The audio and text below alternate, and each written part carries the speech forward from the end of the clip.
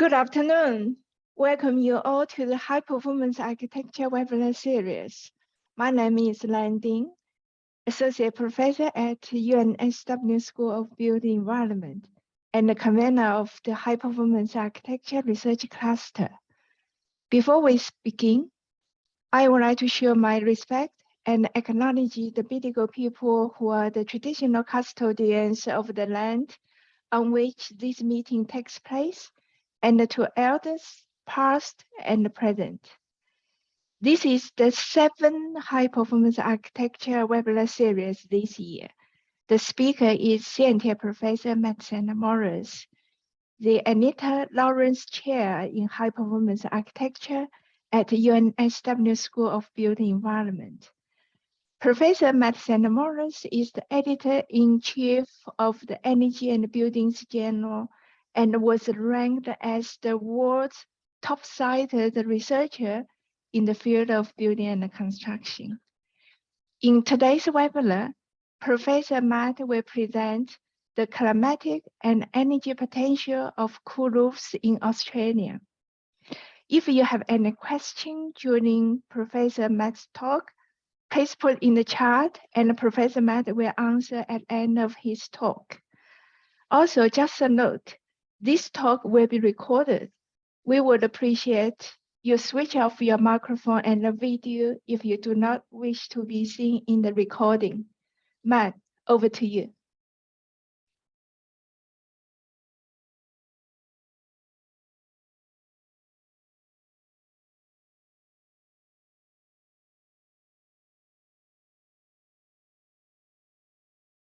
Matt, you are on mute.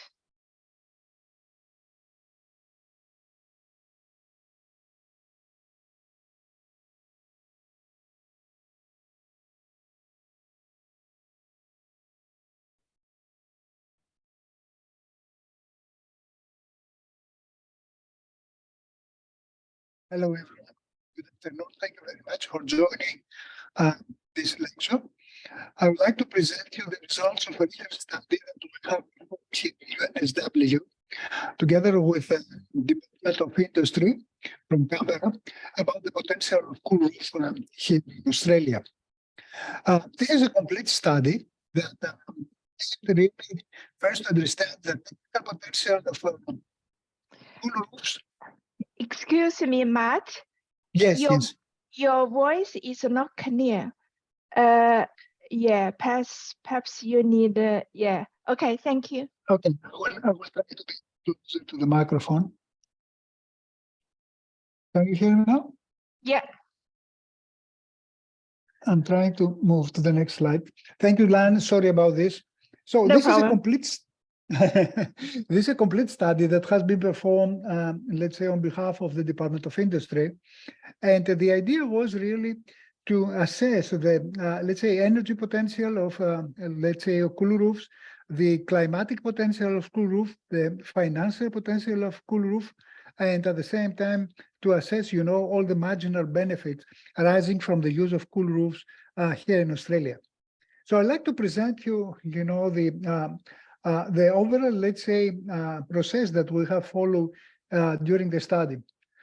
In order to assess the climatic potential of cool roofs, we have performed mesoscale climatic simulations for the whole summer, 2 months completely, let's say, simulations for the major Australian cities, and in particular for Sydney, Melbourne, Adelaide, Perth, and Brisbane. So we know exactly really which is the actual climatic conditions under the reference conditions without cool roofs. And then we perform exactly the same simulation using mesoscale modeling for, let's say, the 2 months, the 2 summer months for the 5 cities. So in this way, we have understood really which is the climatic potential of cool roofs. Then we have assessed the cooling demand and the cooling potential of cool roofs.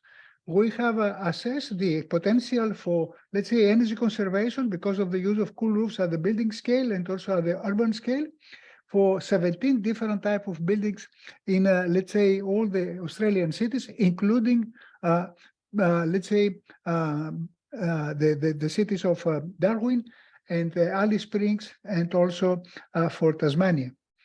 At the same time, we have assessed the cooling benefits, but also the potential heating penalty.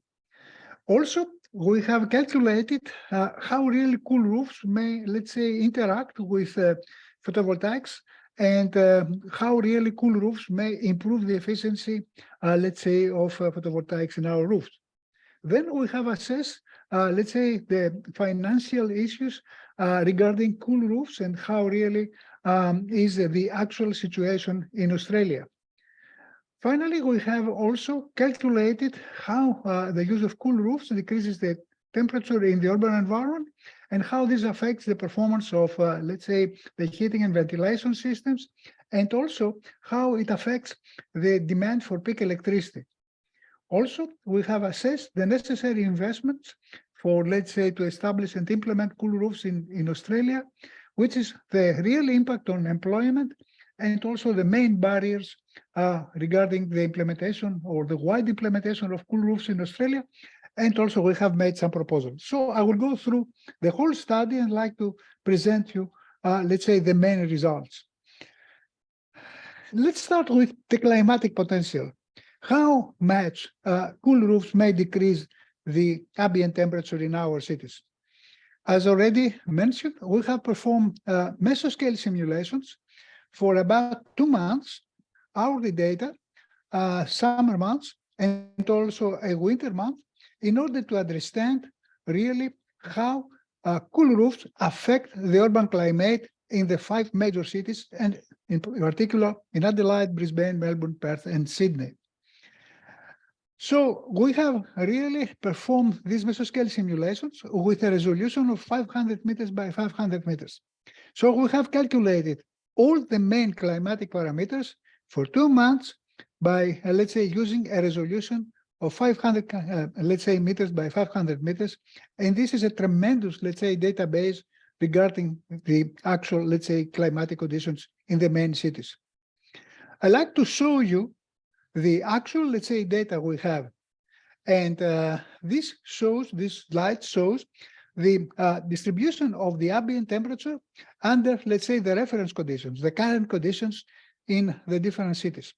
You can see, for example, for the city of Sydney, that there is a tremendous difference of temperature between, let's say, the coastal zone and also the western part of the city. But the same happens in a way Melbourne, in Brisbane, in Adelaide in a way, and a little bit in Perth.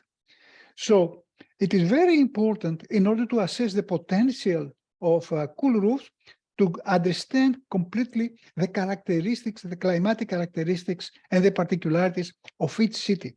So you can see from the frequency distribution that it is, let's say, shown in this, let's say, slide, that we have a completely different frequency distribution of the ambient temperature in our cities.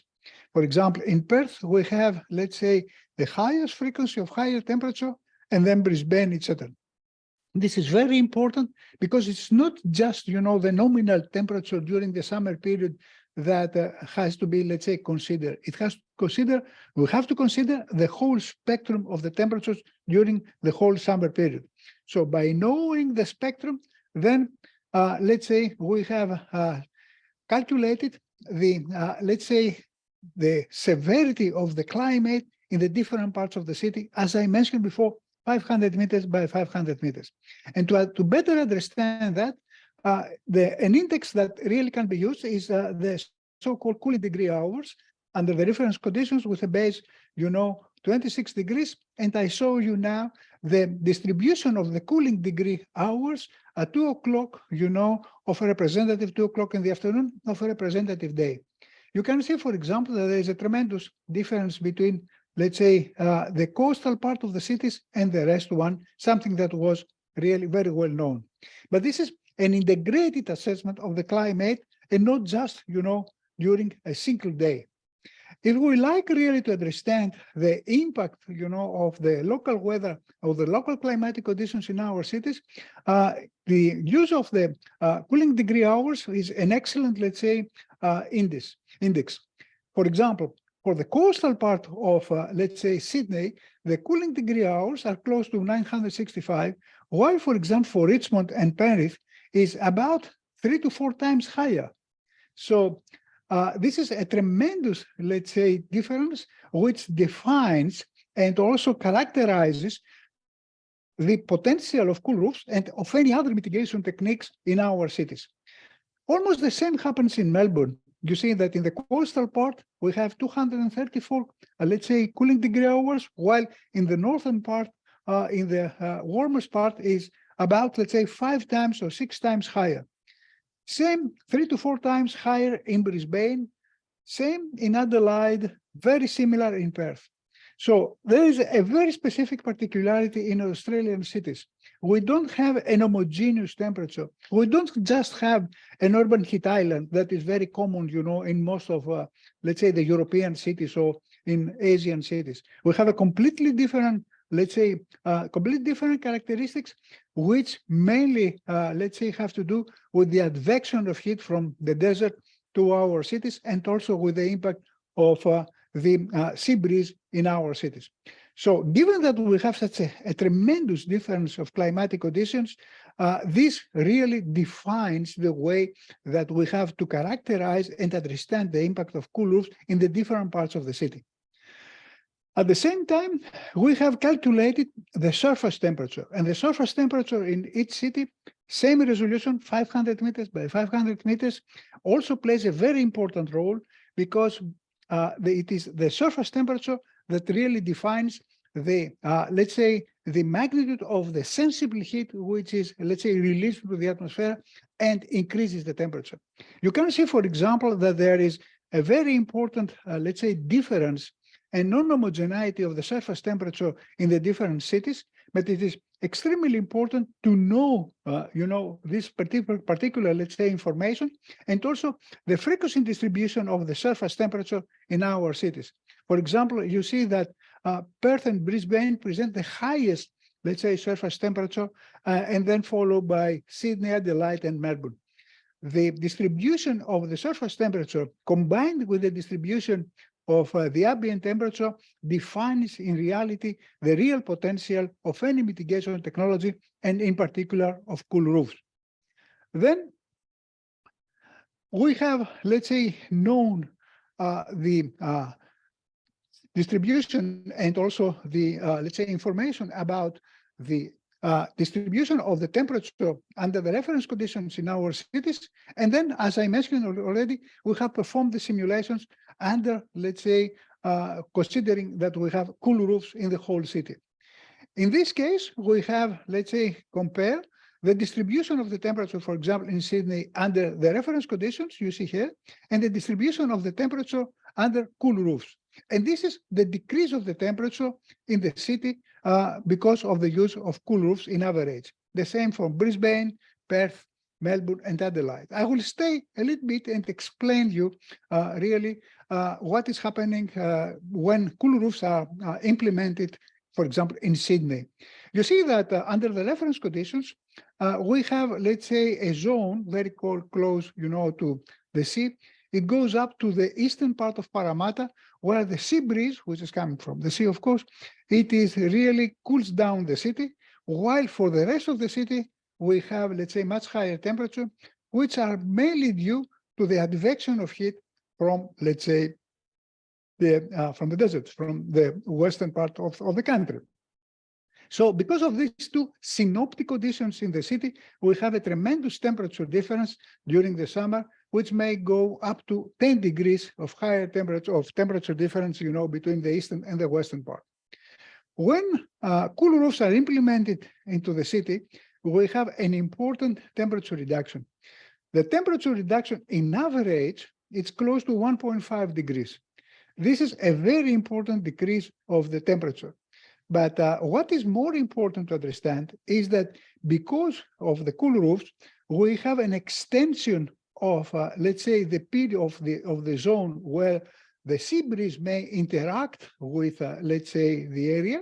And so we have an extension, you know, of the coolest, let's say, zone.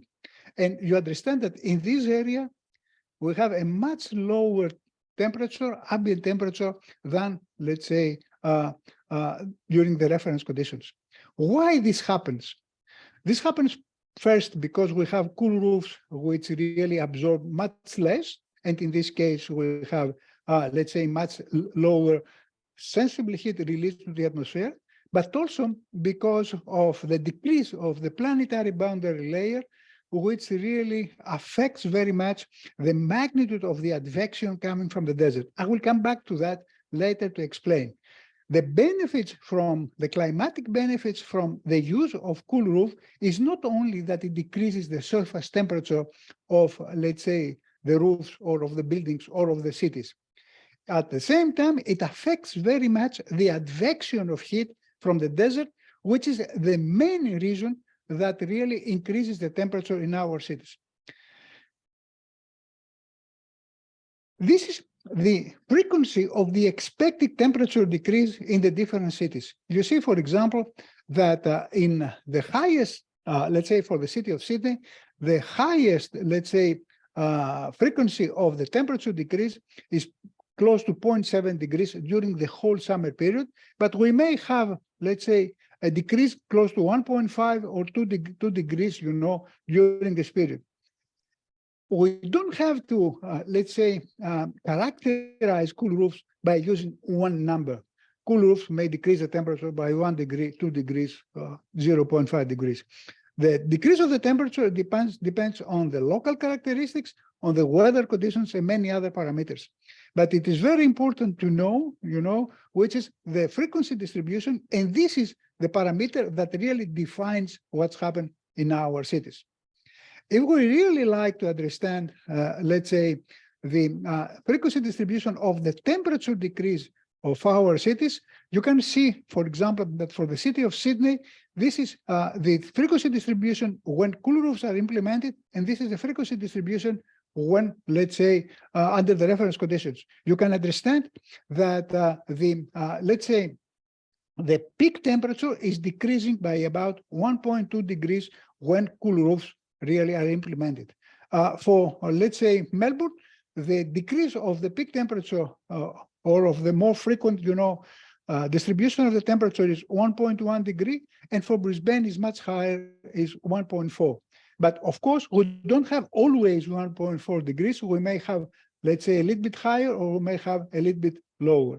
So having that, you can see, for example, in this graph, the whole spectrum of the temperature, let's say, decrease expected in the different cities. You can see, for example, that the maximum potential of cool roofs, the maximum climatic potential of cool roof happens for the city of Brisbane, very well expected, the warmest city, and then also for Perth, and then, let's say, Sydney, Adelaide, and Melbourne present the lowest potential. But in average, you can see that, let's say, for, this is the median value, that for, let's say, Melbourne, the median temperature decrease during the summer may be close to 0.8, 0.9 degrees, while for Adelaide, maybe 1.1, 1.2 degrees. For Sydney, close to let's say 7.8, but may go up to 1.6. For Brisbane, it is high, 1.6, 1.7 degrees. And for, let's say, Perth, it is close to 1.2 to 1.3 degrees. So we have evaluated, let's say, completely the climatic potential in, let's say, of our cities by using cool roofs. At the same time, we have evaluated the, let's say, decrease of the surface temperature of our cities when cool roofs are implemented. And you can see the results in this specific graph.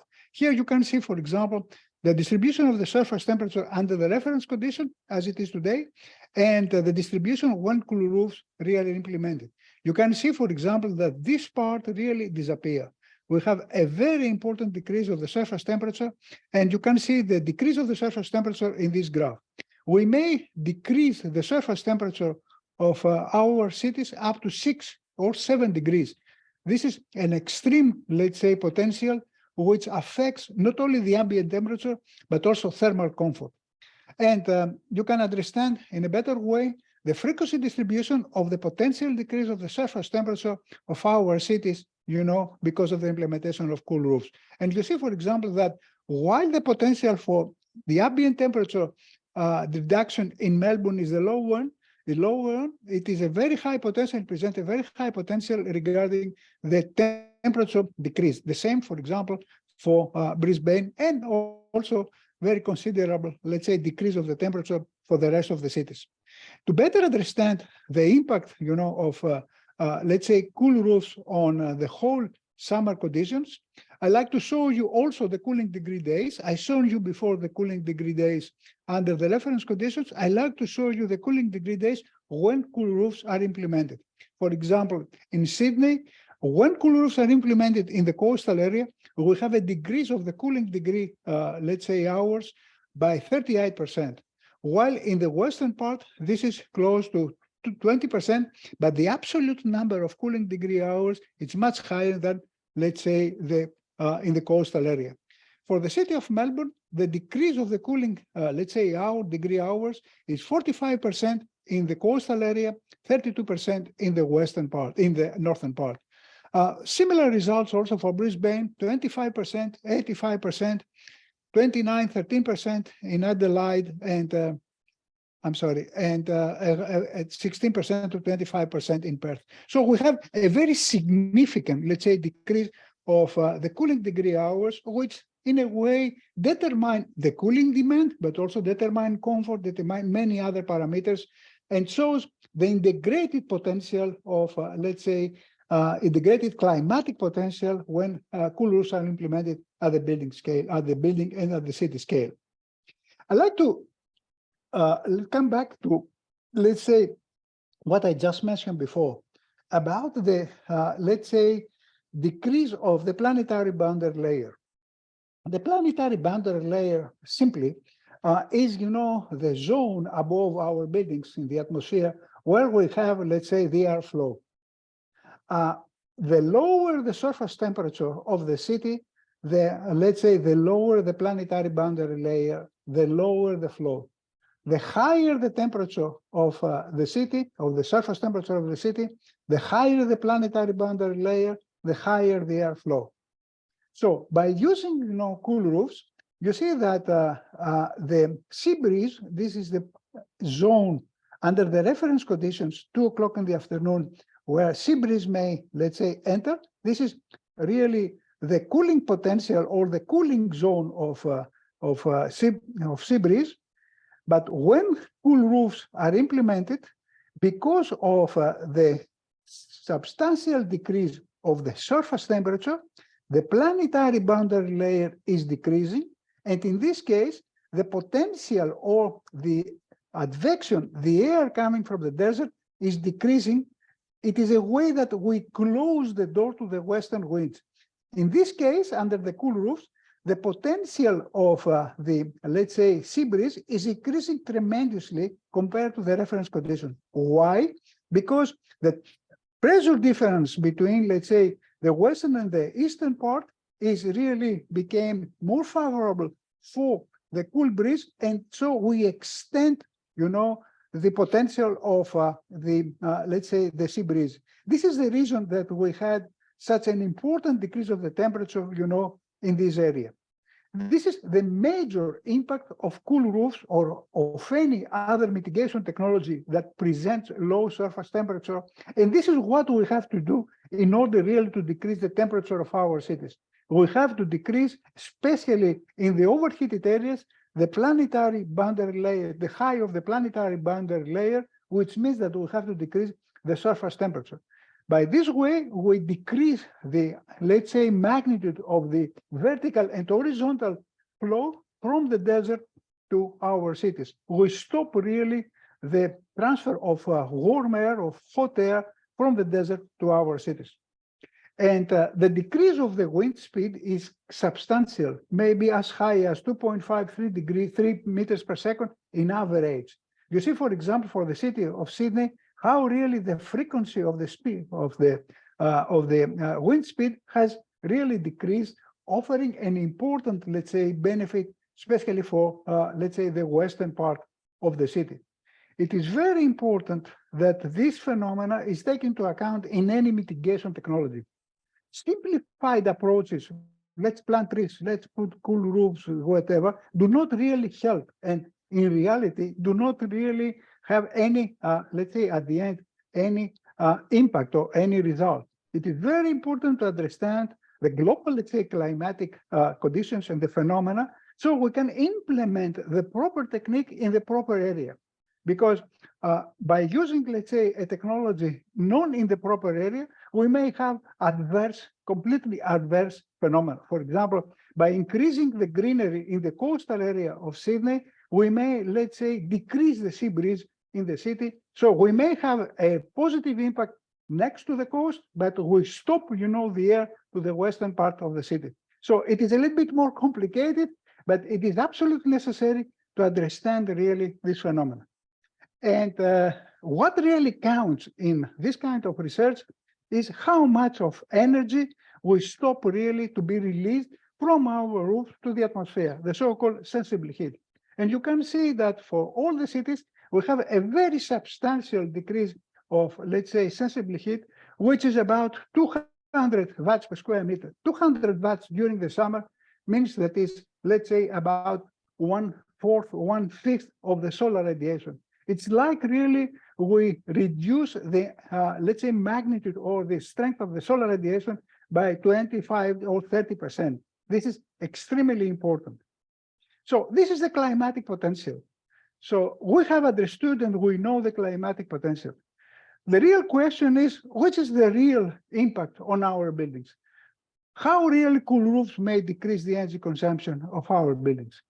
So we have performed simulations together with, let's say, the Department of Industry for two specific or three specific cases. First, under the reference conditions, as it is today. Second, when cool roofs are implemented in individual buildings, not at the building scale, at the urban scale.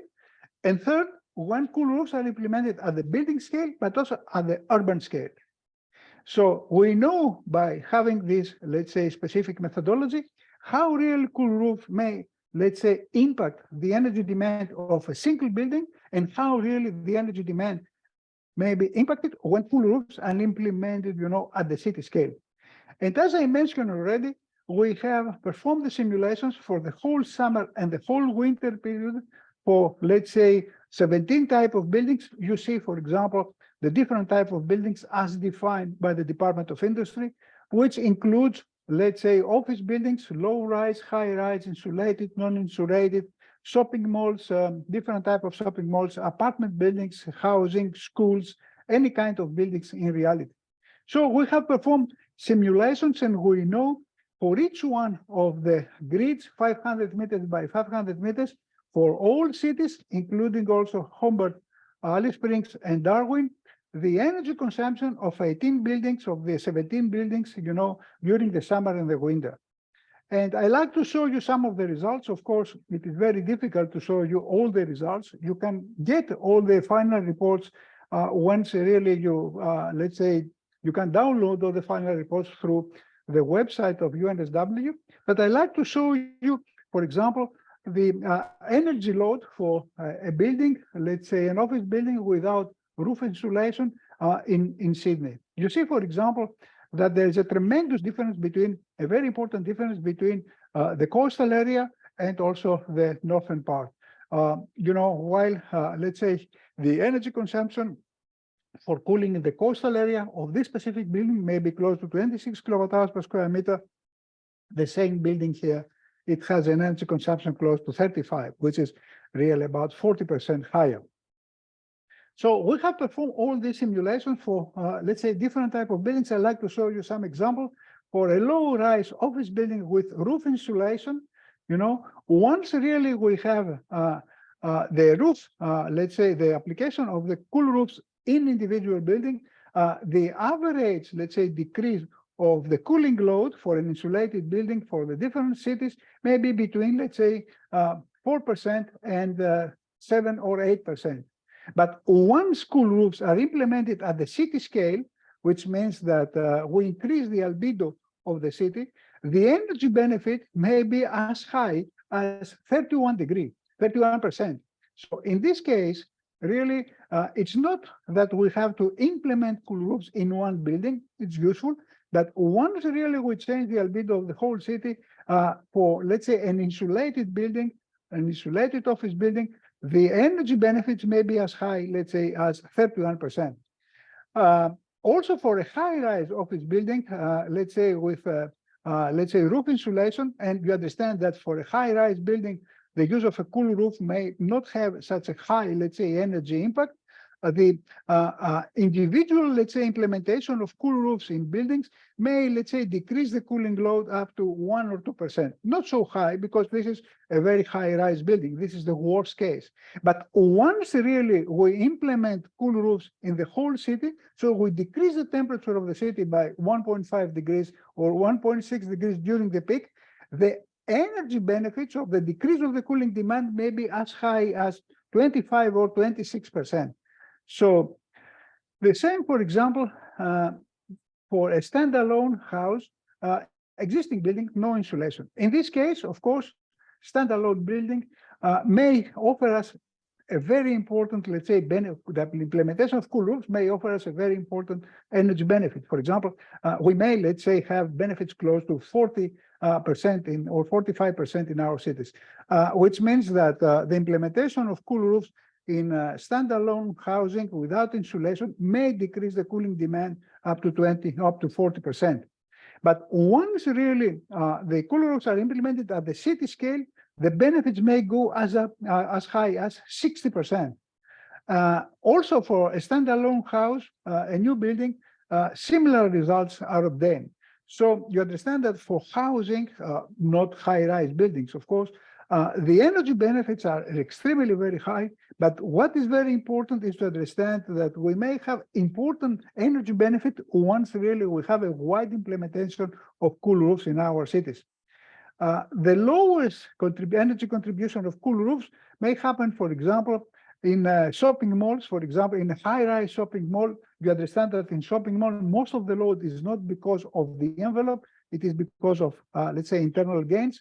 The benefits when really we implement cool roofs in individual, let's say, shopping malls, high-rise shopping malls, may be low, 0.5%. But once we implement cool roofs at the city scale, then the benefits can be as high as 17, 18%. The same, for example, for a low-rise shopping mall. So you understand that the energy benefits may be very important, but depends very much on the characteristics of the city, depends very much on the potential of cool roofs in the different parts of the city, depends very much on the characteristics of the building. So by having, let's say, all these results, we know exactly for the main 5 cities, but also for Darwin, Hobart, and Alice Springs, for the 17 type of buildings, the let's say the energy benefits of cool roofs. And I try really to let's say conclude and put together, you know, the data regarding the cooling potential of let's say cool roof, and at the same time we have assessed the potential heating penalty, because by using cool roofs, conventional cool roofs, without modulation of the optical performance, we may have a small heating penalty. So I like just to, let's say, describe you a little bit the potential. For example, for Darwin, the implementation of cool roofs in average, for example, may give us a decrease of the cooling demand by close to 90 kilowatt hours per square meter per year, and there is no heating penalty because in Darwin we don't have any heating. In Brisbane, the potential for cooling, let's say, reduction is 53 kilowatt hours with a very small, let's say, increase of the heating demand. In Alice Springs, it's 38 with a very small increase of the heating demand. In Sydney, it's 28 kilowatt hours per square meter with a small, let's say, 10% increase of the heating demand. In Perth, 27, and so on. In Adelaide, it's a little bit higher, the heating penalty, but much lower than the cooling, let's say, benefit. And in Melbourne, similar results. What really is non-positive is what really happens when cool roofs are implemented in, let's say, cold climate, Hobart. In this case, the heating penalty is a bit higher than the cooling penalty, the cooling gains. So in this case, as it concerns the total annual energy consumption, cool roofs may not be the good, let's say, solution for Hobart. Consider that the materials which are used are not really modulated during, let's say, the winter period. So I'd like to show you the results for the city of Sydney. We have calculated the total energy consumption building by building for each one of the councils. So we have, let's say, calculated for the residential and the office, let's say, building on, I'm sorry, and the commercial buildings, for each one of the council, the average cooling, not the average, I'm sorry, the total cooling demand of the residential and the commercial buildings. And you see, for example, that under the reference condition, the total energy consumption is close to 6,300 gigawatt hours, which is a very high energy consumption. When cool roofs are implemented at the building scale, not at the city scale, in this case, we may have, let's say, a decrease of the cooling demand of the whole Sydney by about 29%. And this decrease is not the same, of course, everywhere. You see that there are some of the councils present, much higher potential for cooling decrease. But once we implement cool roofs at the building and at the city scale, then in this case, the potential for energy reduction during this cooling period in, let's say, Sydney is close to 49%. Because of the peculiarities of, let's say, the buildings in Australia, and because of the distribution of the buildings, cool roof may decrease in Sydney when implemented at the city scale, the cooling demand of the city by 50%. And you can see, for example, that for specific, let's say, councils, for example, you see Campton before, and you see also Campton after, the potential for energy conservation in every one council. So, of course, it is impossible to describe you the potential for each one of the council, but you can have this graph and you can see really which is the potential for each one, let's say, of the council in Sydney. But what has happened? What is happening once really we implement cool roofs in non-air conditioned buildings, in low-income buildings? We know very well that low-income, let's say, population and low-income households do not afford to have air conditioning. About, let's say, 25–30% of, let's say, the population in Sydney cannot afford to have an air conditioning. A study that we performed last year in about 110 low-income households, measuring the indoor air temperature during 1 year, shown us that during the summer period, indoor temperature in these buildings may be as high as.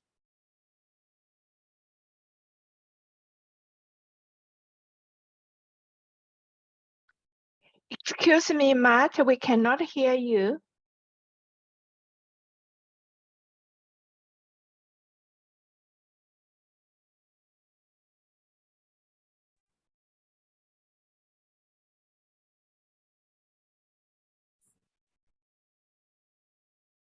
I think he's on mute. Hey, Matt.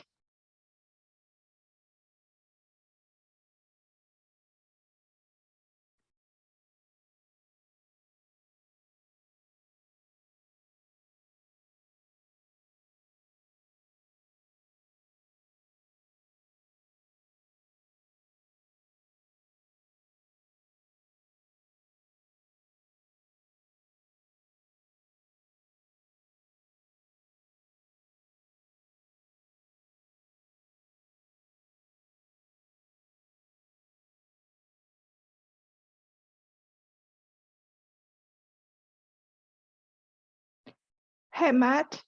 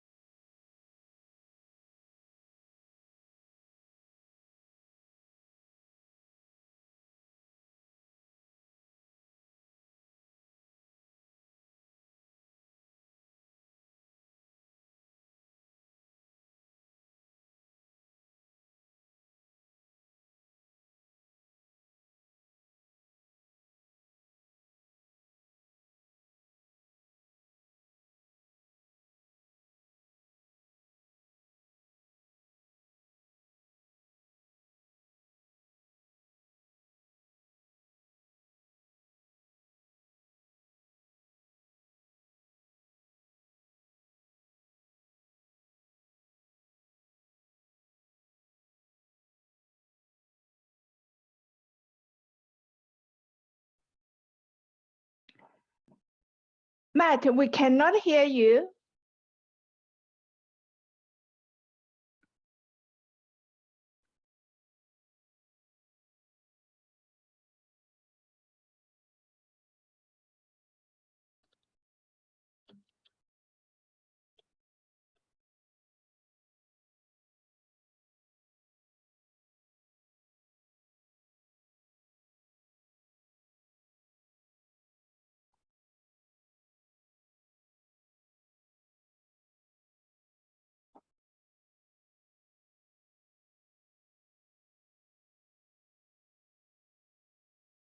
Can you hear me? Yeah, we can hear now, but before we cannot hear you. I'm so sorry. I don't know what's happened. Perhaps I have to repeat it. Can you indicate me Sure. where really? Sure. If you share the slides again, I will let you know which one. Okay, I'm sorry. Yeah. No problem. Yeah? Is this okay? May I proceed? Yes, please go ahead. We cannot see your slides. Now you can't see my slides now? We cannot. Okay, give me a second. Sure.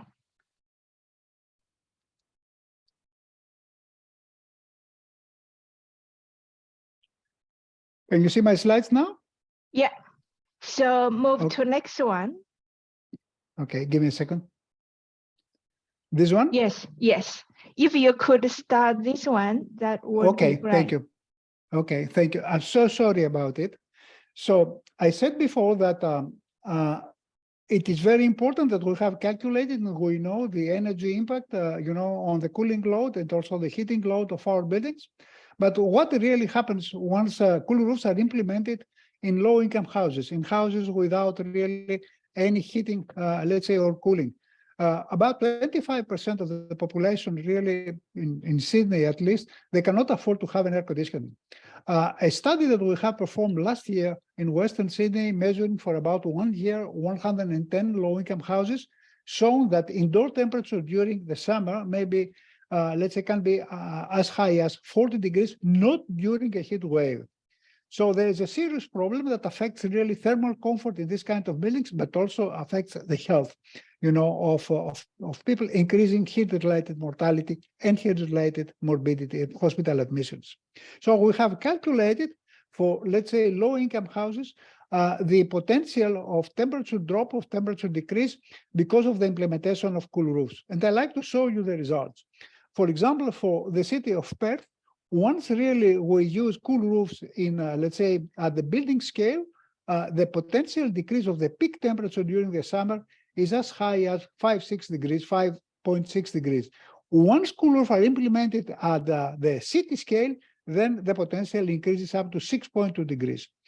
In Adelaide, the potential of temperature decrease during the peak period is much higher, it's 8.4 degrees, and when it is implemented at the city scale, goes up to 10 degrees. In Melbourne, it is very similar, close to 10 degrees of temperature decrease, and also in Brisbane, up to 10 to 11 degrees. Similar almost in Sydney. You understand that this is extremely important. Instead of living at a temperature close to 40 degrees, we may, let's say, decrease the indoor peak indoor temperature. I'm not saying to 30 degrees, I'm saying to 32, 33 degrees. And this is something that we know all around the world. So cool roofs, especially when implemented for low-income housing, may, let's say, improve the environmental conditions, improve comfort conditions, and save lives. The other question, which is very important that people is asking, is what is happening during the winter? Okay, we may decrease the peak temperature or the temperature during the summer period, but what is happening during the winter? Do we decrease also the temperature during the winter?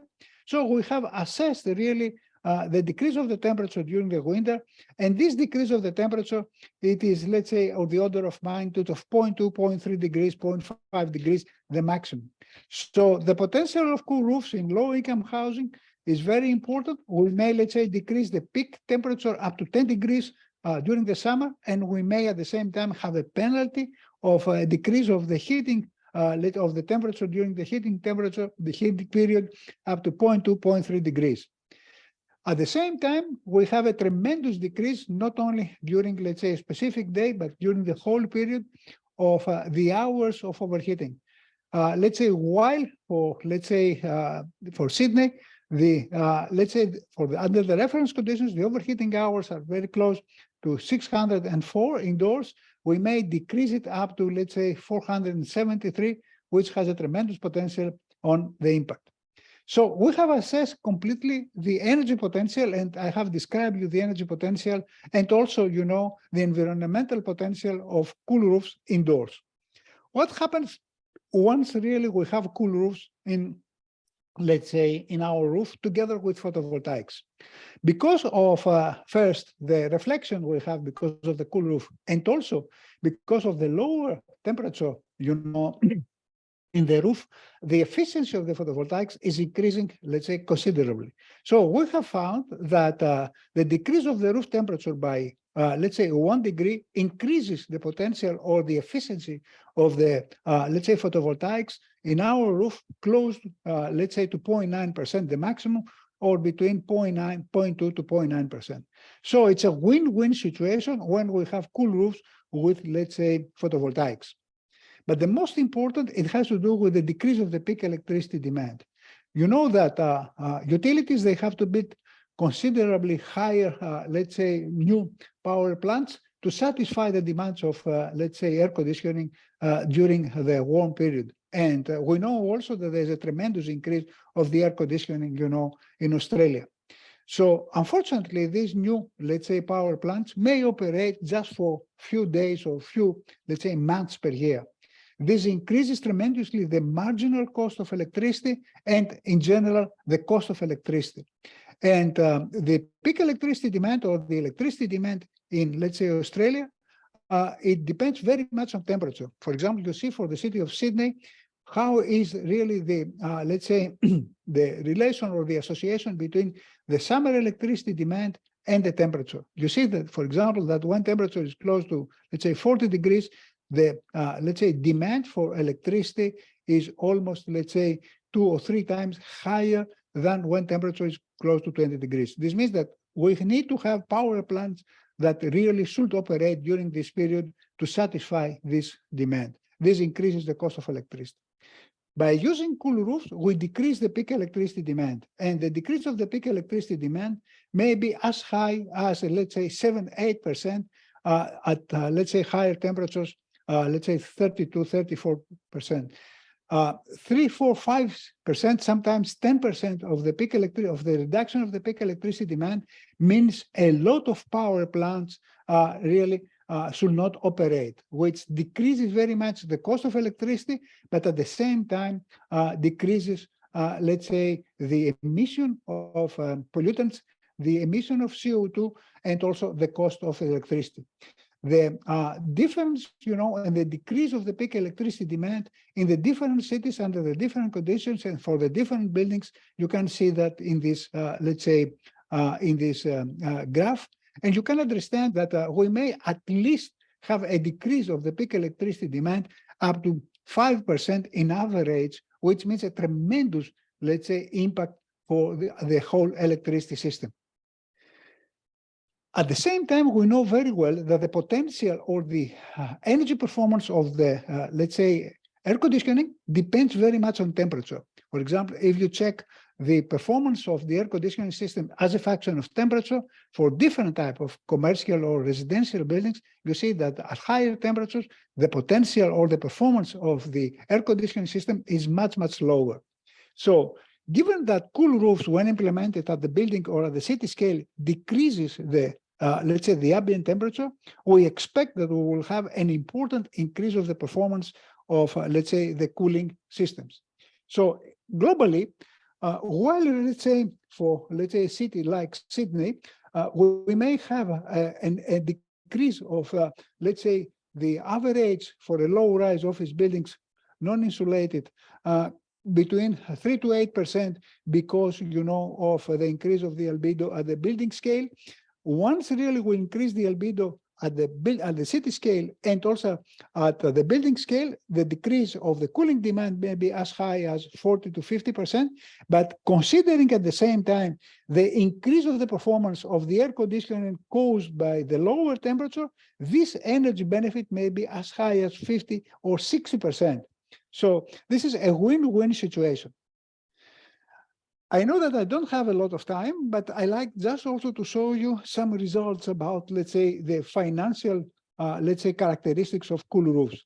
We have performed a full analysis considering 4 different types of economic, let's say, indices: net present value, internal rate of return, life cycle cost, depreciation payback period, for 2 stations per city, the warmest and the cooler one, 2-roof cooler system, an expensive one and cheaper one, the 17 type of buildings, and also considering different, let's say, electricity prices.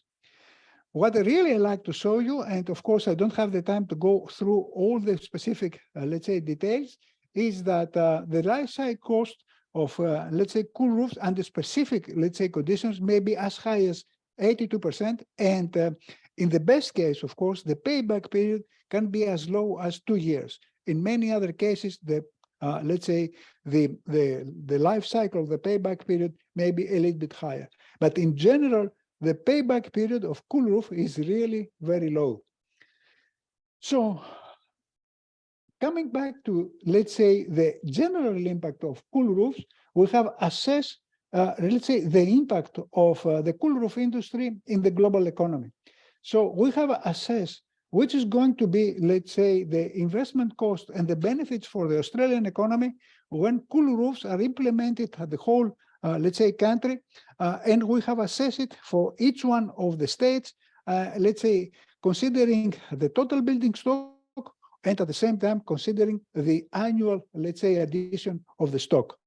In general, for example, for New South Wales, if we wish to implement cool roofs, this means that we need an investment close to 25 billions, which is a tremendous impact, on our economy, which means that, this will really enhance the building industry in Australia.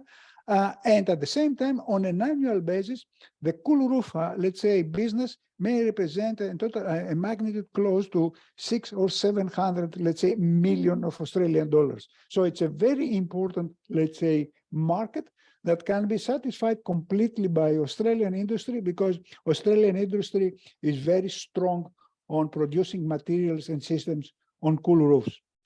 Also, we have assessed the impact on, let's say, employment, how much the cool roof industry may, let's say, increase employment, let's say, in Australia.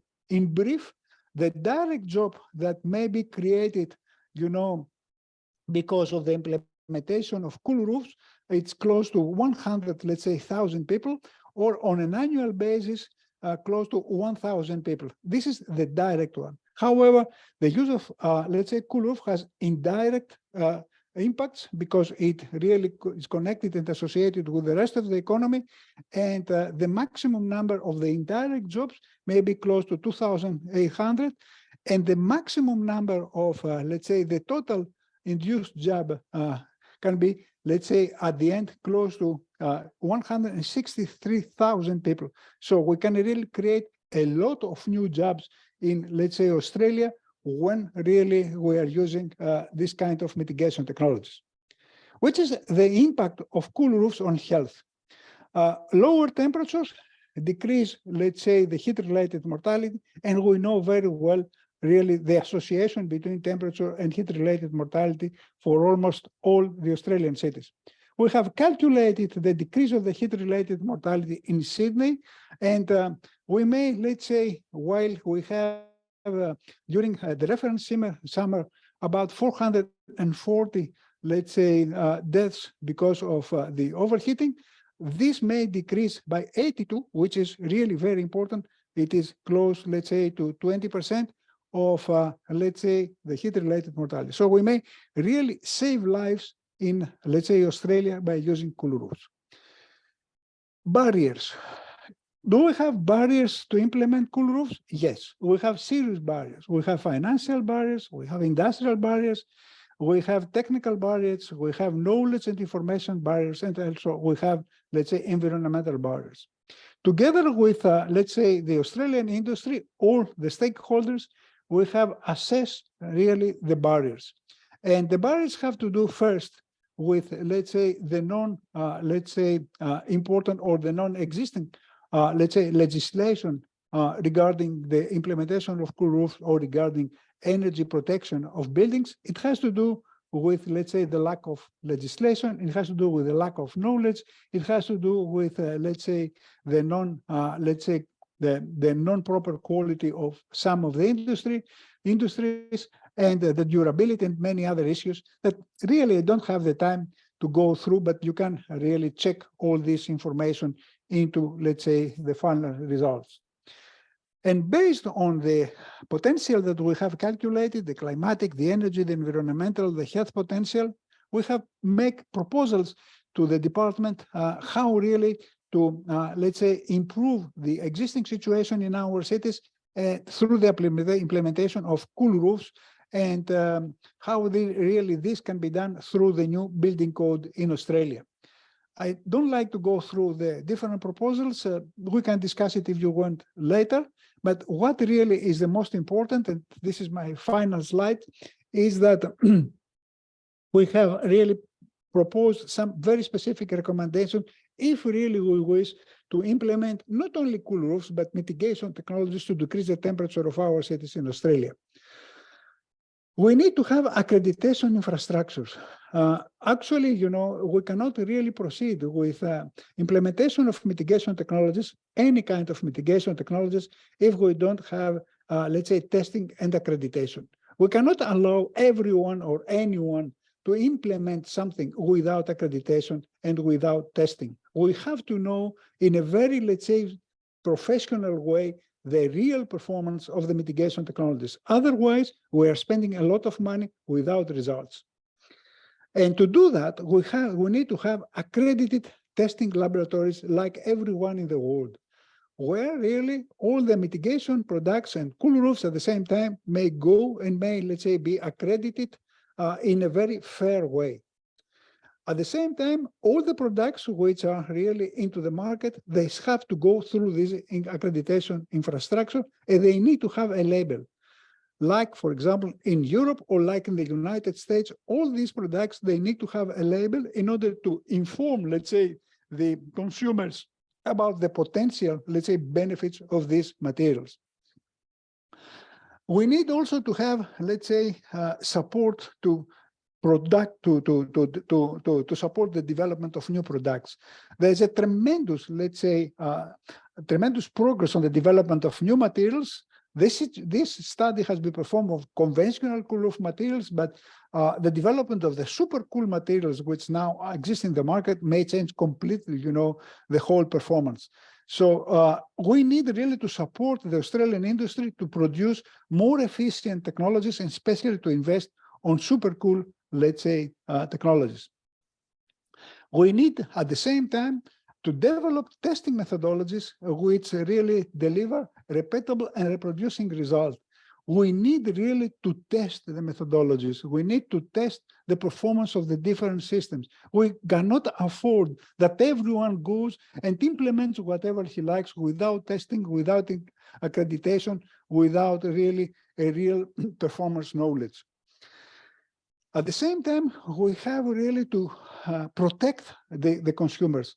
We have to provide information about, let's say, the current potential of the mitigation technologies, but also about, let's say, the future potential of the mitigation technologies. Because really, after some time, some of the materials may present a very important optical aging. So really, the consumer has to know really what is buying and what is going to be, let's say, the performance. So we have to rate the products like it happens actually in the United States, in Japan, in Australia, in Europe, and also now in China and in India. So this may lead, you know, to an Australian Cool Roof Council, which is, let's say, organized by the Australian industry in order really to advance the whole, let's say, business. So I like to conclude saying that cool roof is a very simple technology. This is a technology that has been developed the last 25 years. During the very last year, this technology has a tremendous progress, and we have materials which present almost 15 degrees lower surface temperature than the ambient one. For example, the supercool materials we have developed in UNSW, last summer, when we tested them in Alice Springs, the ambient temperature was 40 degrees, and the surface temperature of the materials was 25 degrees. But cool roofs, when implemented in Australia, may, let's say, decrease the cooling demand at least by 20-25%. The potential is much higher. At the same time, may, let's say, improve the environmental conditions of, let's say, of our cities, decreasing the temperature by 1.5, even 2 degrees. Also may protect low-income population. Also may save lives.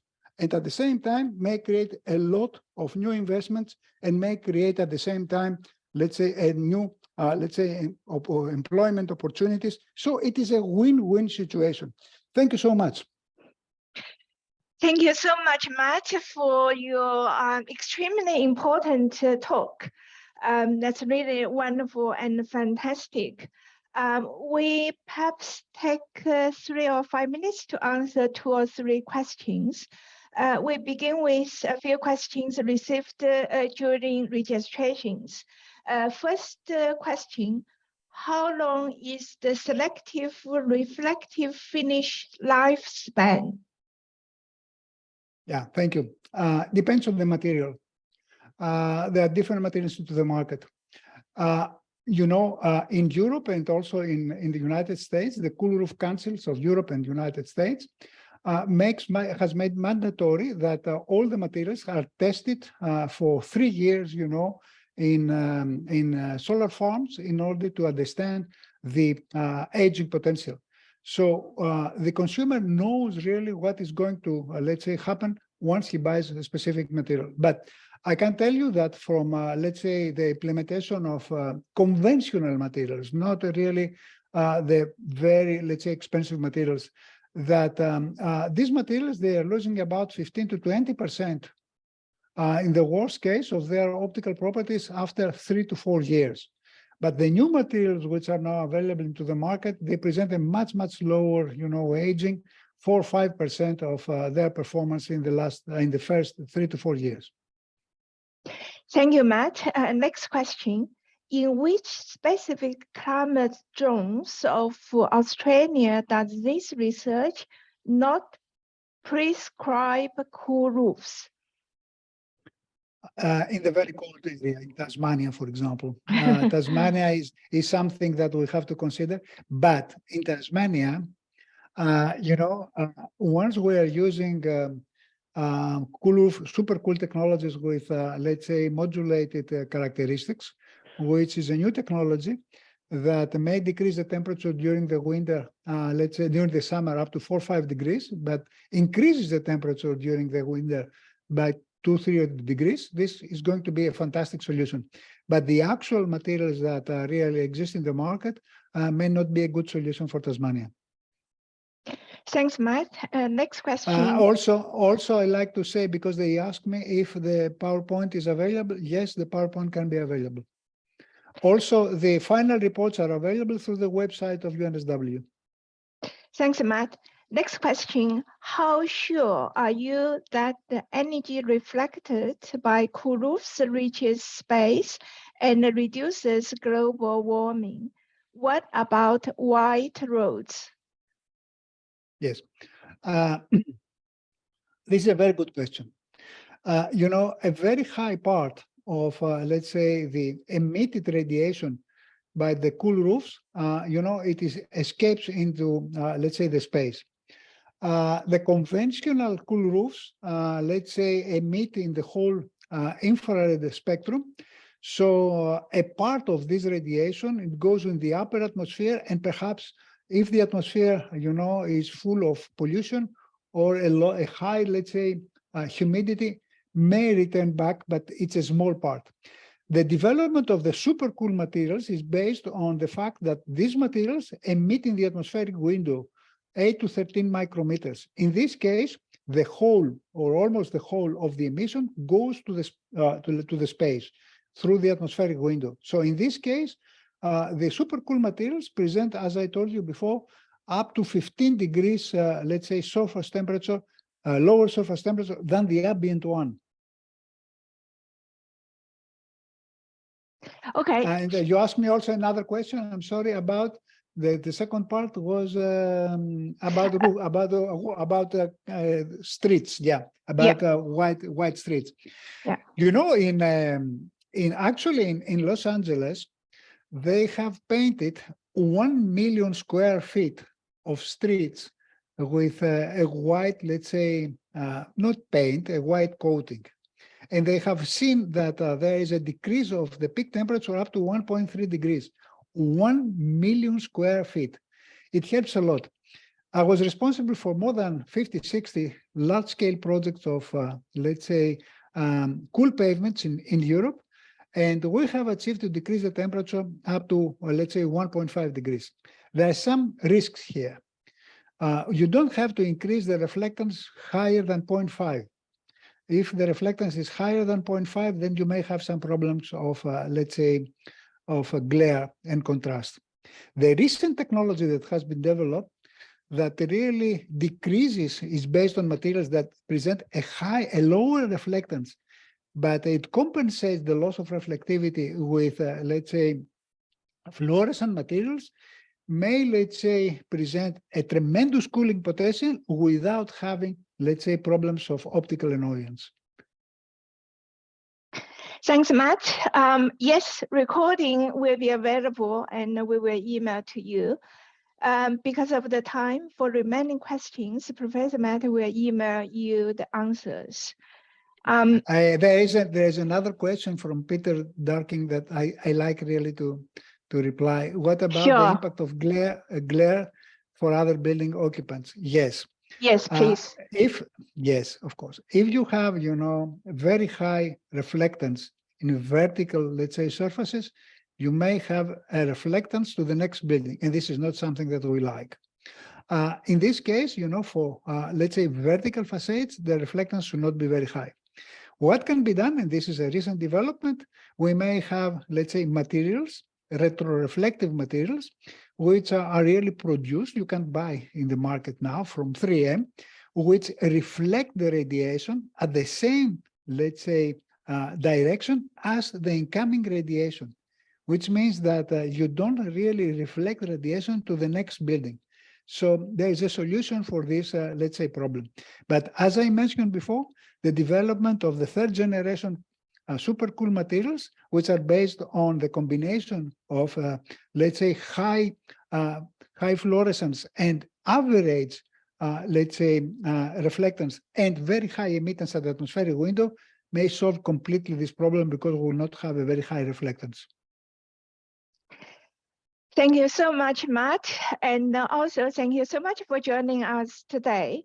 The next high performance architecture webinar will be in November, presented by Associate Professor Phillip Oldfield, Head of UNSW School of Built Environment. The topic is Embodied Carbon and the Carbon Value Engineering Project. Thank you very much again. Look forward to seeing you in the next webinar. Bye. Thank you. Thanks, Matt.